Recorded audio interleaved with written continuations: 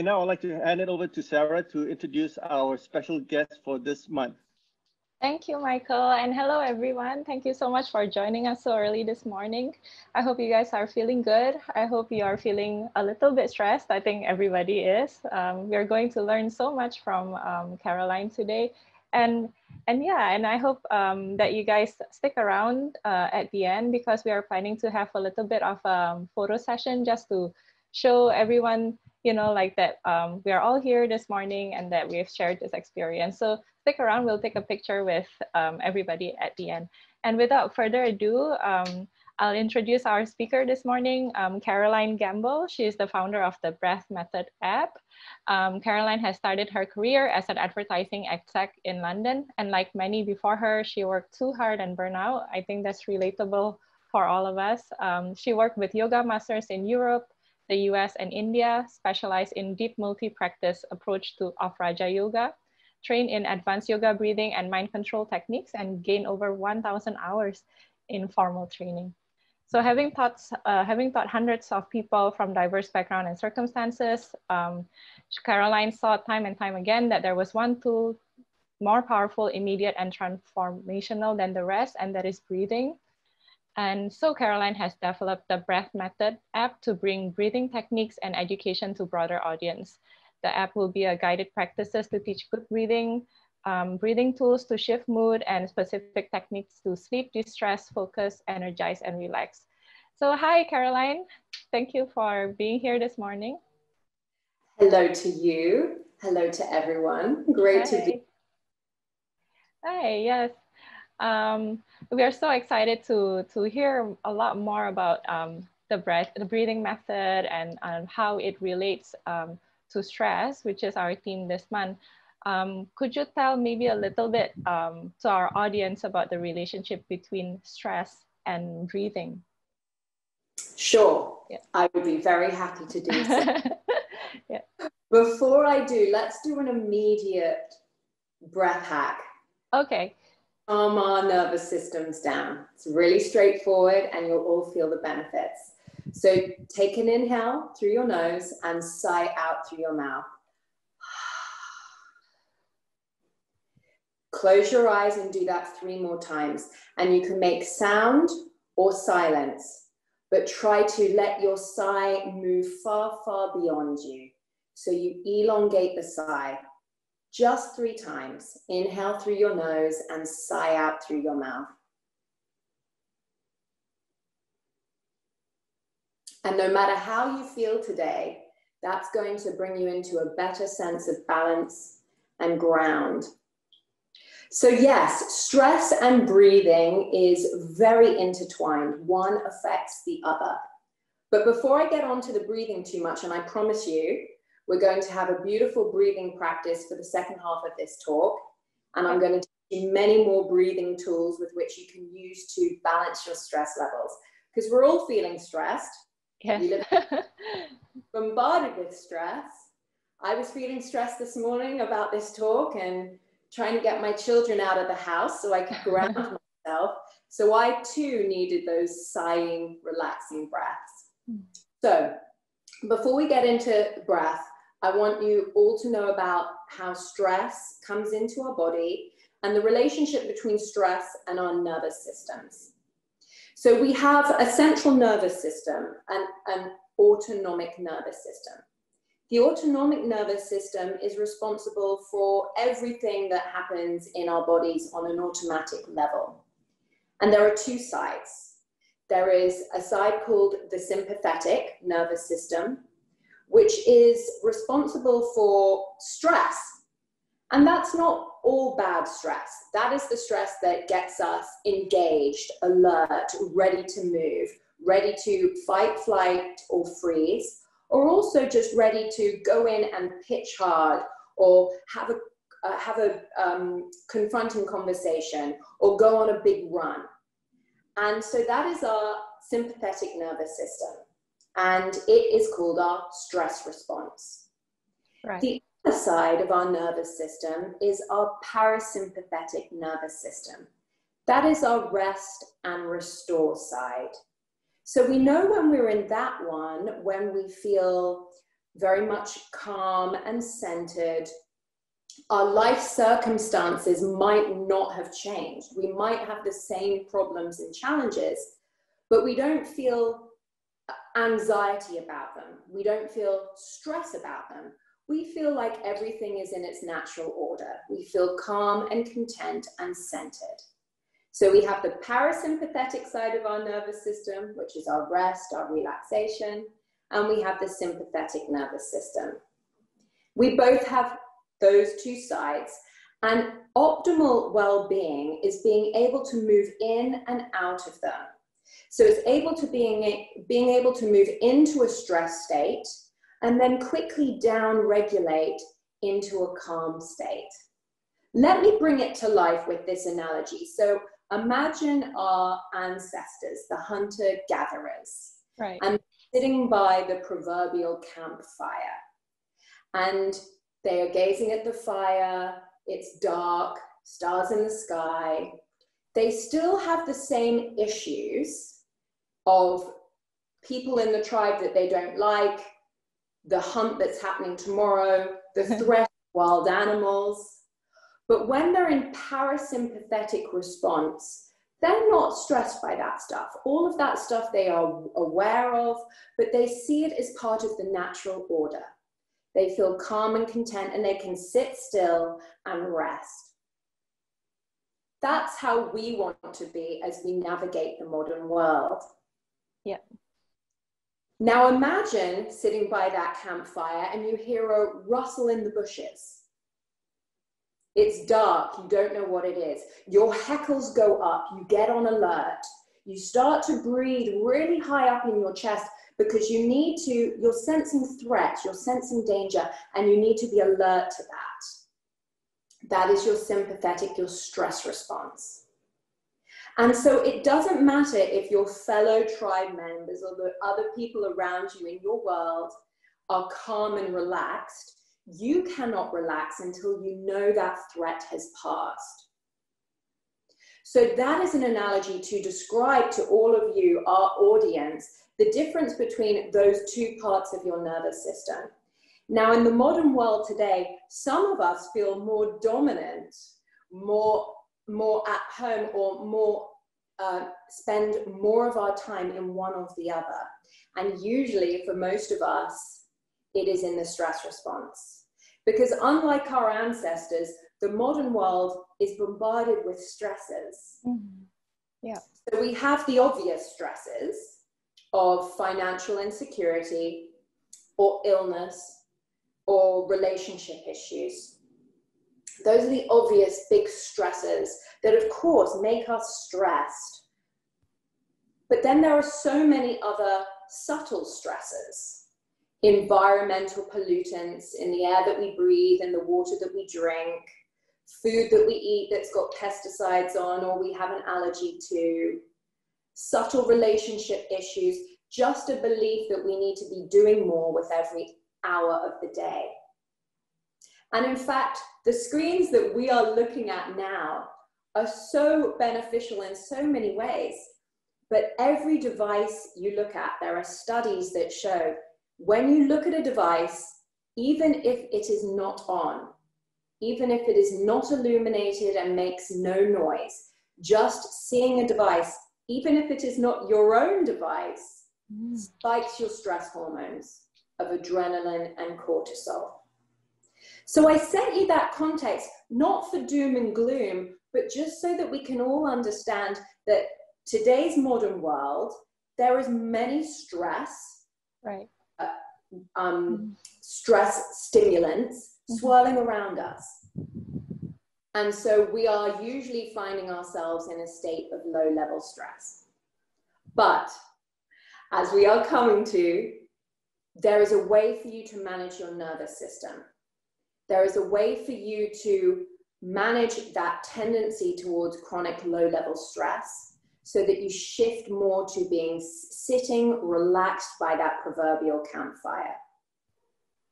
Right. And yes, that has to do with breathing. Yes, I was about to ask, does that kind of like relate with how we breathe, every day? Yeah. It absolutely does. Yeah. So we are we were all born breathing really well. We were all born breathing in a way that was very calming for us.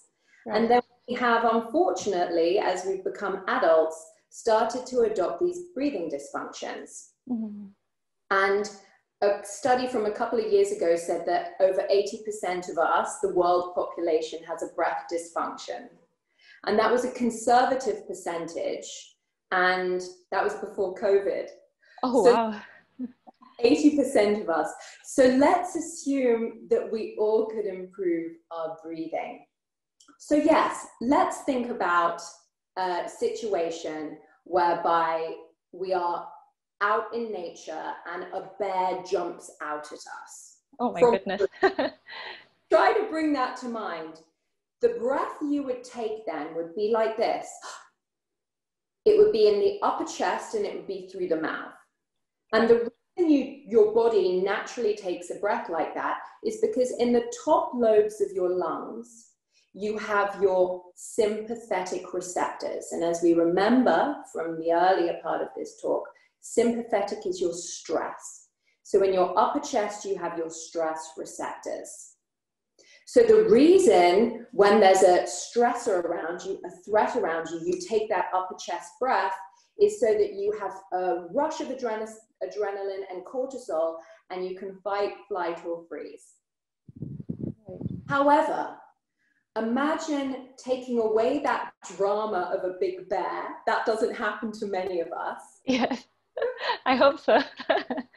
Imagine just something around you that creates anxiety in you. And it can be a low level of anxiety. So it could be a text message you get and the wording is slightly off and you don't quite know how to respond to it. You are going to take that same stressed breath. You're going to breathe high up into your chest. You might breathe through the nose or you might breathe through the mouth, but your breath will be high up into the chest where you have all of your stress receptors in the top half of your lungs. So that creates a biofeedback loop. You have a thought of anxiety, a mild stress that comes into your body, that your body recognizes as a threat, even if it's a subtle threat, and you take a breath high into the chest. That then releases adrenaline and cortisol, which tells your brain in this biofeedback loop, the amygdala in the brain, which is responsible for determining fear response, that you are in a position of threat. So the brain tells the lungs to breathe high into the chest again. So then you have this biofeedback loop between this perceived anxiety or stress to a shallow, sharp breath, which continues your stress. And so we end up having this habitual breath dysfunction where we're only using the top half of our chest. Conversely, the parasympathetic nervous system, that rest and restore, has a completely different way of breathing. It is down into the belly. You breathe down into the lower half of the lungs, which is where you have your rest and relaxation receptors. So when you are calm, if you've had a beautiful massage or had a lovely hot bath, or those moments in your life where you feel calm and content, you will be breathing in your lower body. So really understand this. Stress has a distinct way of breathing. It's in the upper chest, it's short, and it's shallow breath. Most of us have adopted that way of breathing as our habitual breath pattern. Right. Because of all the stress that swirls around us. Rest and relaxation has its own distinct way of breathing, and it's opposite to the stress way. It's low into the lower half of the body. It's slow and it's smooth and it's light. So by knowing that information, you then gain the power to manage your nervous system. Yeah. Every time you feel stressed, you take your hands to your body and you say, okay, am I breathing up here? Yes, I feel stressed. So even if I don't connect with where my breath is, I know I will be breathing up here. And I want to shift out of stress. So I'm going to breathe down into the belly. And equally, if you're feeling so chilled out and so relaxed that you're not ready for that pitch you have to give, Right. you can do a couple of upper chest breaths to get yourself a little bit pumped up. But I don't recommend that often, because we do. What I want to do for all of you now is lead you through a guided practice where we follow all the steps to regulating our breath, so that our breath neutralizes our nervous system and calms us, no matter whether we are in high stress, low stress, or relaxation. Let's find neutral ground, shall we? Yes, please. Okay, great. So I'm going to come back and stand on my little platform so you can see me a little bit more. All right, great. So first of all, close your eyes. You don't need to see me, you just need to hear me. Close your eyes and try to relax your face. So feel like your face can smile back into your head. Feel like your eyes can sink back into the sockets, and your gaze can go within to that inky, endless space inside you. There's nothing to see there.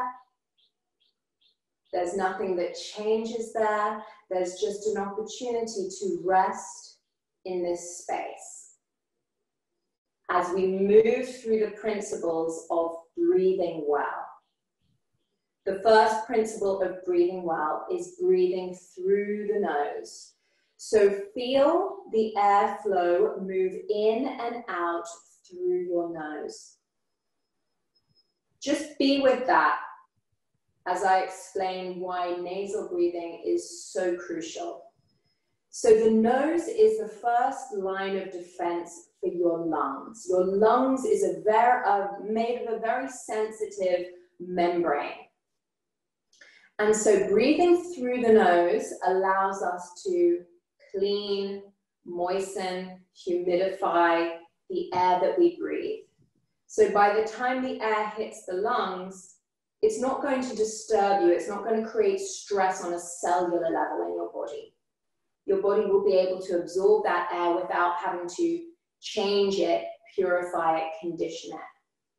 So that's the first reason why we breathe through the nose. It's absolutely crucial. If you breathe through the mouth, you bypass all that cleaning, conditioning of the air. The second reason we breathe through our noses is that breathing through our noses creates a gas called nitric oxide, which is a vasodilator, which is a fancy word for meaning it expands the blood vessels in your body, throughout your body, not just in the nose, but all the blood vessels in your body. Now, stress is a state of compression and tightness, which is why we feel tight shoulders or neck, tight jaws when we are in a state of stress. Just by breathing through your nose, consciously, you start to expand all that compression by expanding your blood vessels. And lastly, breathing through your nose, I want you to imagine your nasal cavity. It's the size of a small fist or the size of a billiard ball. So it's a large space, much larger than most of us think. And when we breathe in through it, the air moves through these little channels called turbinates, which again helps to direct our breath down into the lower part of the lungs, where we have all of those beautiful relaxation receptors. So breathing through the nose is absolutely crucial. It's the first step of breathing well. Now, the little extra part of this step is taking your tongue up to rest on the roof of the mouth. Let your tongue be soft and widening. The roof of your mouth is also the floor of your nasal cavity. When you take the tongue up and allow it to be soft and widening, you can feel you create this broadening through your nasal cavity. This helps to open your airways and regulate your breath. So encourage your tongue, encourage this habit of resting the tongue up, letting it be wide and soft, no tension. Good, we're going to move into the second step of breathing well. So take your awareness and leave the nasal cavity, go down the throat, go down through the body and come into the belly, the space around your navel. As you breathe in, expand your belly forward. As you breathe out, draw your belly back. Inhale is your expanding breath. The belly reaches forward as you breathe in, and the belly returns backwards into the body, into center as you breathe out. Now, the reason for that happening, as you feel that take form in your body, the reason for it happening is that as we breathe in, the lungs expand.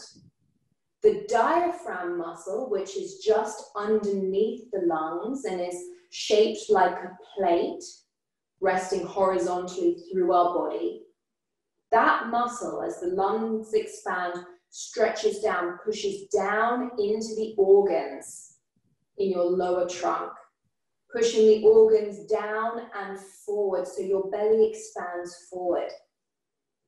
And then as the breath empties the lungs and the lungs empty and become smaller, that diaphragm muscle moves back up into the body, back up towards the heart space, creating a little dome shape like an upward umbrella, giving us space for the belly to move back in and the breath to leave the body.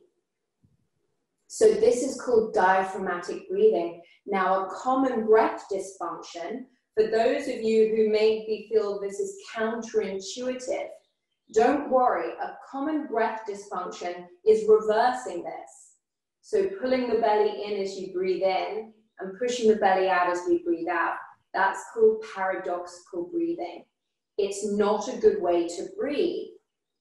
So we want to reverse that habit if that's what we're feeling. So again, diaphragmatic breathing, our second step to breathing well, is have the belly expand forward as you breathe in and the belly return back into the body as you breathe out.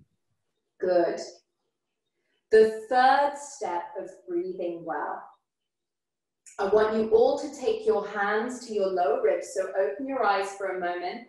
See that my fingers are pointed forward and my thumbs are on my back. Good. Now drop your shoulders and close your eyes again. I want you to breathe into your thumbs. Feel the back of your ribs expand as you breathe in and return back into center as you breathe out. So this step of breathing well, our third step of breathing well, is full breathing. The back of your lungs has much more lung space than the front of your lungs. Yet we rarely send our breath there. We underutilize this space. Because again, as I said before, most of us are breathing high up into our chest and in the front of our chest, under our clavicle bones. So to neutralize our nervous system and optimize our breath, we want to breathe using the full capacity of our lungs. So breathe into your thumbs.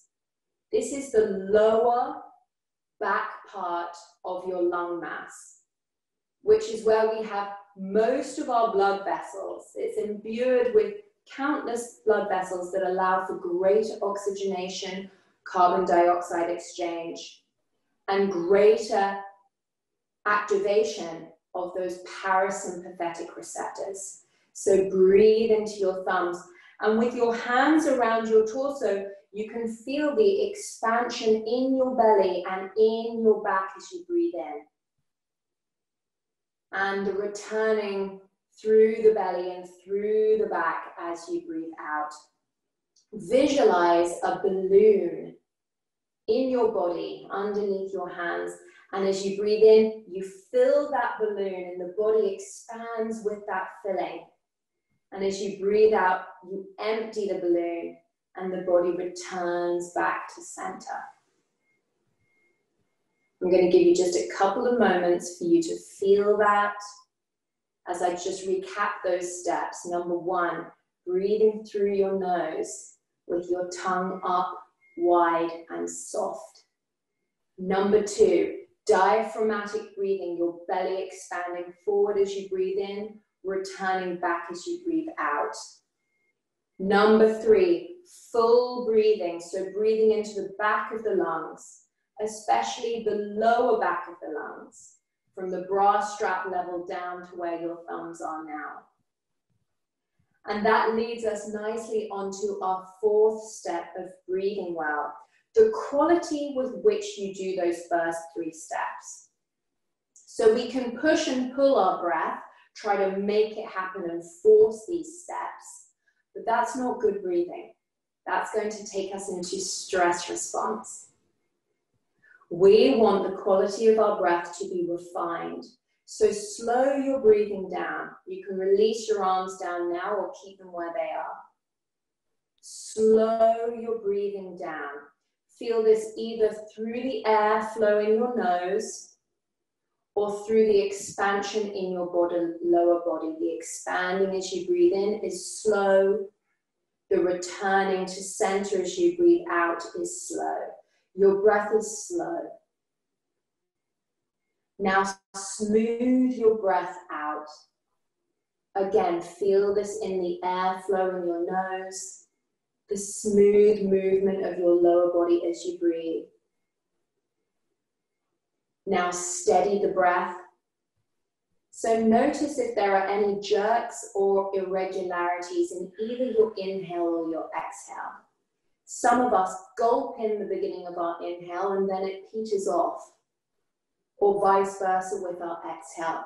We want there to be a smooth steadiness to both our inhale and our exhale.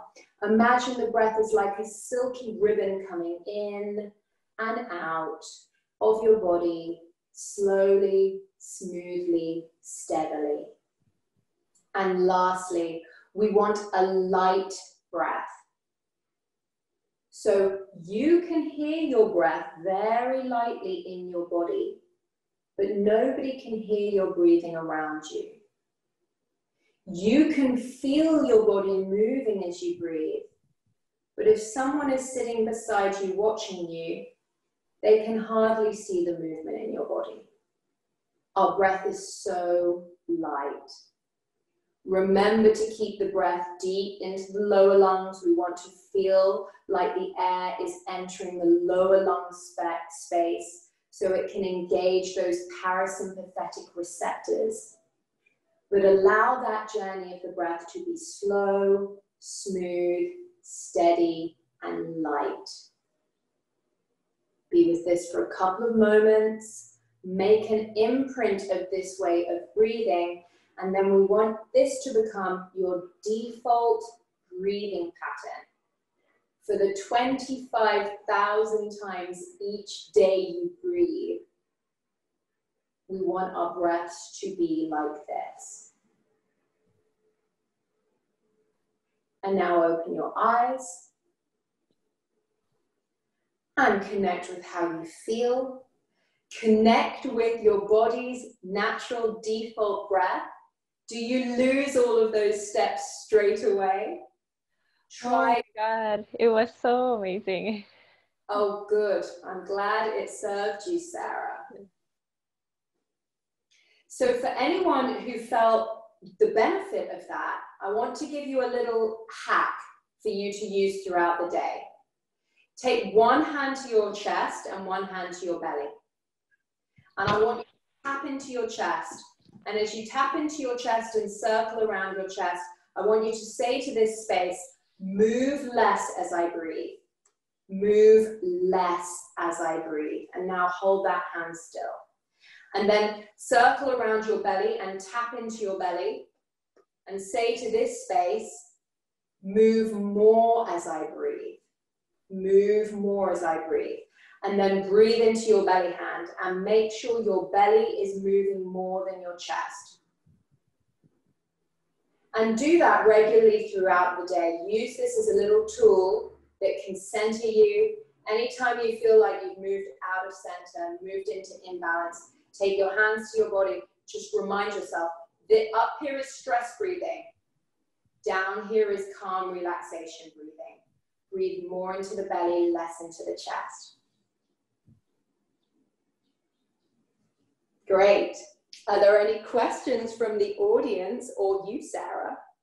That was so amazing. I guess we would like to invite everybody to drop their questions in the chat, or if you would like, you can raise your hand and then you can show your screen and then we can unmute you and you can share your question with Caroline. But I think I'll just kick it off with, I mean, for me personally, I can feel the shift internally. I think especially I became more conscious of the way that I breathe, you know. Is there any tip that maybe that you can give us to be maybe more conscious and like how kind of like breathing properly throughout the week can change our life and manage our stress? Well, the most important thing to do is to regulate your default breathing habit. Right. As I said, most of us have dysfunctional breathing. Dysfunctional breathing is breathing through the mouth at any time throughout the day. So some of us catch ourselves breathing through the mouth during the day. We want to stop that. As I said, breathing through the mouth creates stress in your system. It makes all the breath, all the air you breathe, or the majority of it, come into the upper part of the lungs where you have those stress receptors. So be really, really mindful not to breathe through the mouth. Now, during the day is quite easy for us to monitor that, but what happens at nighttime? So if you ever wake up with a dry mouth, or if you ever need to drink water during sleep at night, or if you make noise when you breathe at night, you will be breathing through your mouth at night. And again, this is supposed to be the 10 or so hours. If we're lucky, let's say 6 or so hours, these are supposed to be the hours that ground you and relax you deeply. Yet if you take just one breath through your mouth when you're asleep, you're going to shift yourself into stress when you're asleep. So imagine the people who are breathing with their mouth open for the whole of their sleep. Their sleep then becomes counterproductive. They wake up feeling groggy, tired, irritable, like they've had a bad sleep. Right. So you need to change that when you are sleeping. And I've got a couple of things I want to show you. So I'm a big fan of mouth taping, and I know that's going to sound extreme. Please don't write me off as a loony. It's actually very safe.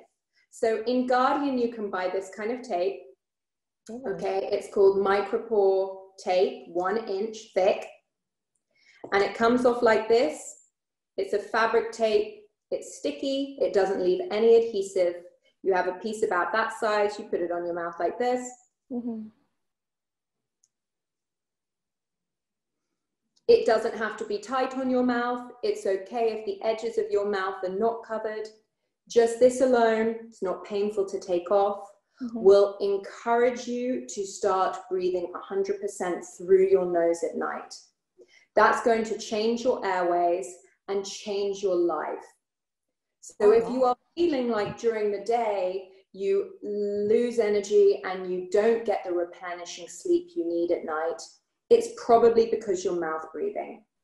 So that is one option, $2 from Guardian. It will last you a couple of months. Amazing. If that is scary for some of you, there's another thing you can do. So this is Kinesiology Tape. You take a piece of Kinesiology Tape and you cut a square into it like this. You peel it off. I'll show you how it's done. So you have this little square, put it on the top lip, pull it down, hook it underneath your chin, just like that. Can go under the chin or not. I look crazy, I know. But that alone, and again, it comes off very easily. You do that before you go to bed. So it should be here or underneath the chin, that means you're allowed, you can breathe, you can talk, but you will still be conditioning your body to breathe solely through the nose. Absolutely crucial. We're a big fan of mouth taping in my family. My 4-year-old does, my 7-year-old does, my husband does. I don't need to because I'm a really good breather. For now I am. And I've conditioned myself to breathe 100% through my nose. You guys can too. It's just about changing habits. Right. That's amazing that like even how we sleep, you know, it does affect a huge part of our day, right? Okay, great. It does. And we all need great, nourishing sleep. Yes, I think especially during this time, totally agree with you. We have a couple of questions from our audience that I'd like to read out to you, Caroline. So the first one is from Amanda. Does breathing out with our mouth contribute to the stress system? So breathing in through the nose and then breathe out through the mouth. Excellent question, Amanda. Really good question. Much less so.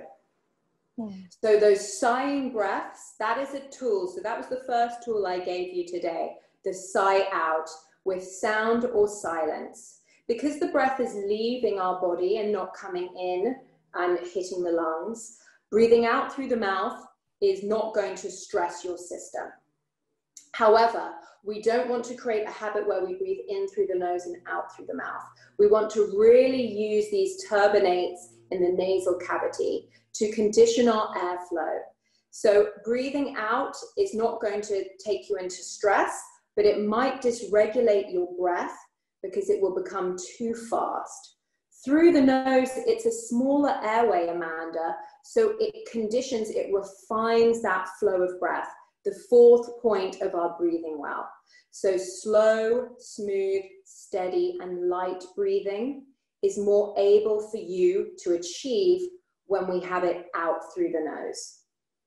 I hope that answers your question. Great, thanks. Okay, thanks, Amanda. All right, then the next one is from Kate. So Caroline, do you literally walk around all day with your tongue on the roof of the mouth? You know, this bit found a little bit awkward to me, but I will try. So does breathing out from your mouth? Oh, sorry, that's Amanda's question. So Kate's question is that, I think throughout the day, do you think we should walk kind of like with our tongue touching the roof of our mouth, or is that like kind of only a few part of the day? Absolutely, Kate. Yep. We need to do that. I know it can feel awkward. And sometimes I find myself in an anxious thought and my tongue drops down. And I need to remind myself, okay, tongue up. Now, most parts of my day, I have conditioned myself and done this long enough that it now feels very comfortable. And during my sleep, my tongue is up and wide. So yeah, we need to recondition ourselves to rest our tongue up and wide.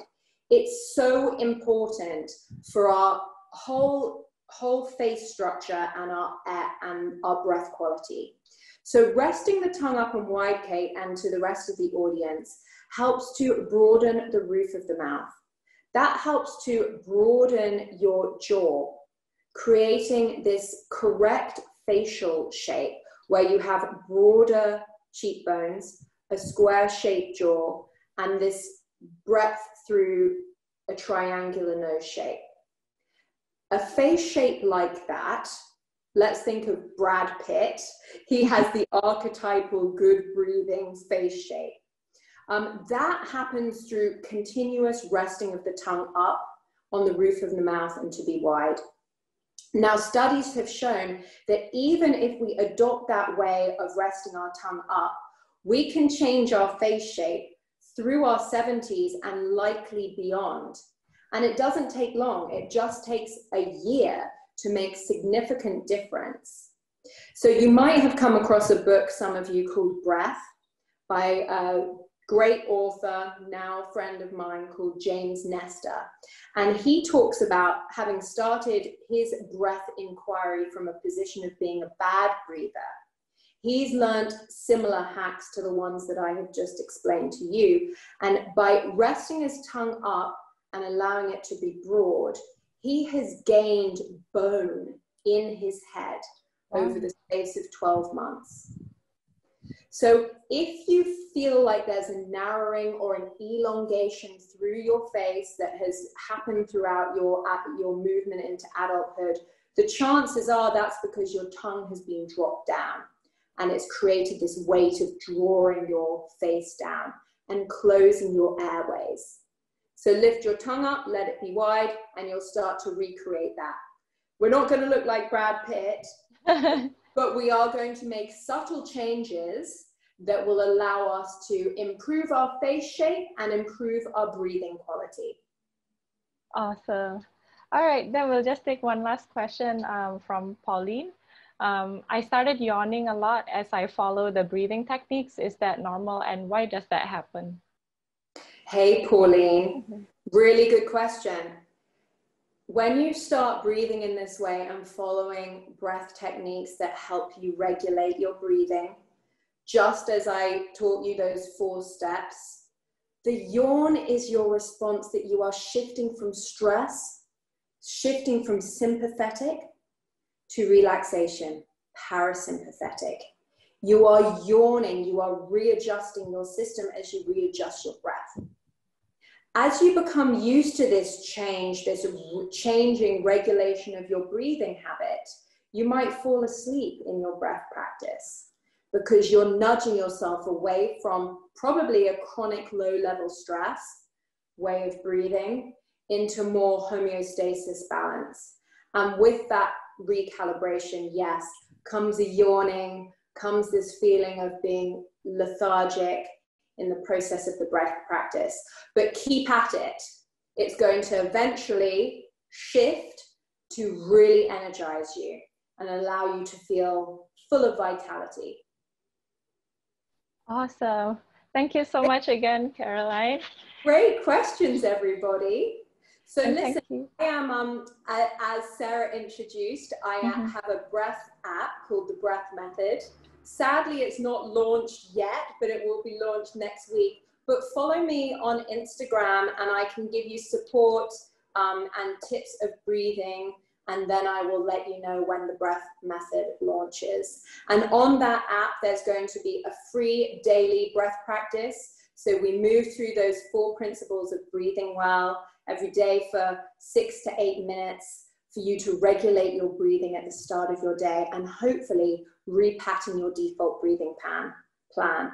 Plus lots of other tools for de-stress, for insomnia, for relaxation, to energize, to focus. There are breath hacks to achieve all of those states. Amazing. We'll leave Caroline's IG as well as, would you like to share your email as well, Caroline, maybe on our IG stories? Sure. Yeah. So my email address, I think, is in the chat section. Please connect with me. It's caroline@thebreathmethod.com. Yeah. You can go to my website to know a little bit more about what the breath method is going to offer. And if you need any support or have any questions, feel free to ask them to me. I love this subject. I have changed my life by changing my breath. I work with countless others, 6-year-olds to 65-year-olds, 70-year-olds, and everything in between. High octane business people to mothers that feel like the weight of the world is on their shoulders, to people suffering with cancer or immune diseases. We can all benefit by regulating our breath. Amazing. Yes, but do definitely stay in touch with Caroline if you guys have any further questions or if you're interested in the Breath app, which would be launching next week. Do reach out to Caroline and then to find out more info. Thank you so much again, Caroline. I think that was quite a transformative, one of the most, I think, transformative creative mornings I've had in a while, like, you know, with just something so simple such as breathing. So thank you for sharing that with us this morning. My great pleasure, everybody. Breathe well today.